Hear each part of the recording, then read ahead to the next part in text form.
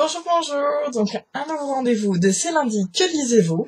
Donc, j'en profite pour vous faire un point sur mes lectures de cette semaine, ce que je suis en train de lire et ce que je vais lire ensuite.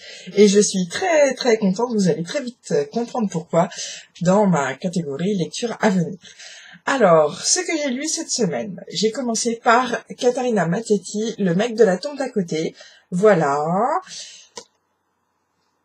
C'est pas un coup de cœur, mais je l'ai beaucoup aimé. Une très belle rencontre, une histoire d'amour comme il s'en fait peu et décrit avec beaucoup d'honnêteté. C'est principalement dû au fait qu'on alterne entre le point de vue de les garçons et le point de vue de la fille, et c'est sur un grand choc culturel que les deux personnes se rencontrent dans un contexte hautement improbable qui est le cimetière, puisqu'ils fréquentent le cimetière tous les deux pour des raisons différentes, mais ils ont des stèles voisines.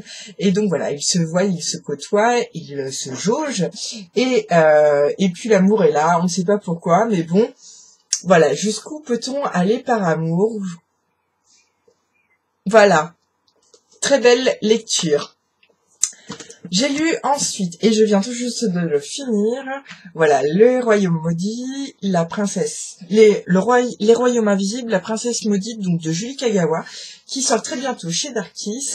Et donc voilà, je vais essayer de pas me faire attraper par le planning pour vous faire part de mon avis complet sur mon blog. Alors, un bon voyage en fantasy, fantastique. Voilà, j'ai eu l'impression de retrouver un peu les sensations de, vous savez, l'histoire sans fin où, à un moment donné, on bascule dans un autre univers. Et là, c'est tout à fait ce qui arrive à Megan, parce qu'on commence l'histoire dans l'univers actuel, voilà, le monde d'aujourd'hui.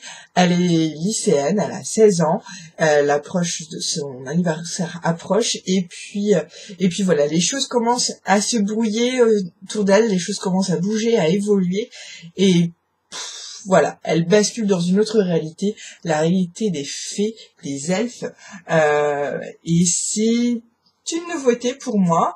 J'ai bien aimé, d'autres aspects que j'ai moins aimés, et voilà, une héroïne pour laquelle je n'accroche pas, mais un univers totalement fascinant. Un très bon voyage, et en fait, ça ne me donne qu'une envie, c'est de lire le 2e tome, parce qu'il est vraiment très, très, très prometteur. Ma lecture en cours, alors là, c'est vraiment...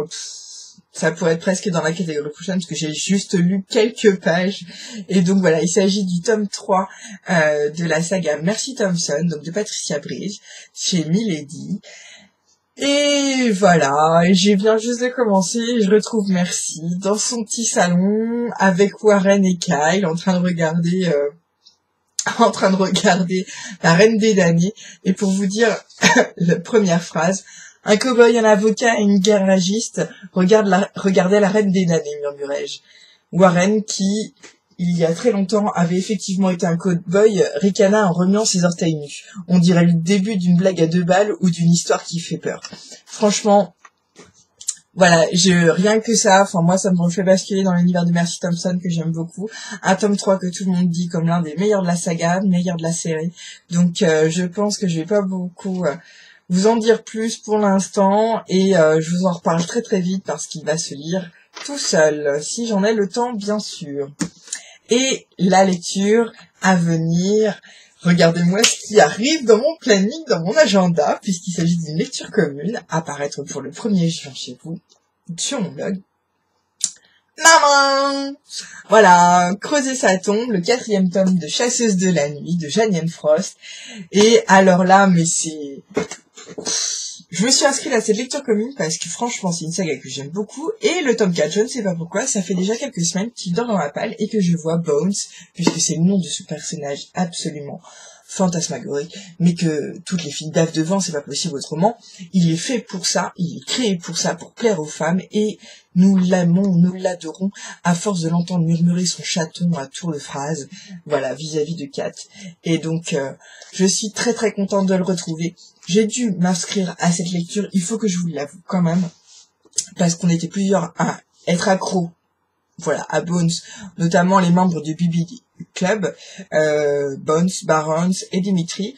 Et donc voilà, on se faisait tous le constat que bizarrement ce tome 4, on le faisait patienter patiemment, tranquillement, et que c'était quand même relativement une honte pour des personnes qui se réclament fans de ce personnage.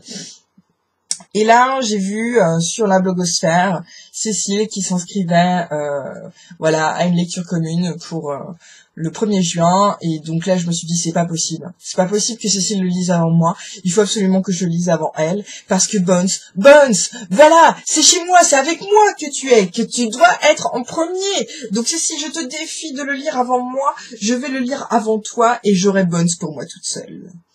Voilà, c'était un rendez-vous pas comme les autres. Tout le monde se retrouve chez Galéane pour avoir les avis de l'agenda livresque de tout le monde, enfin tous ceux qui participent.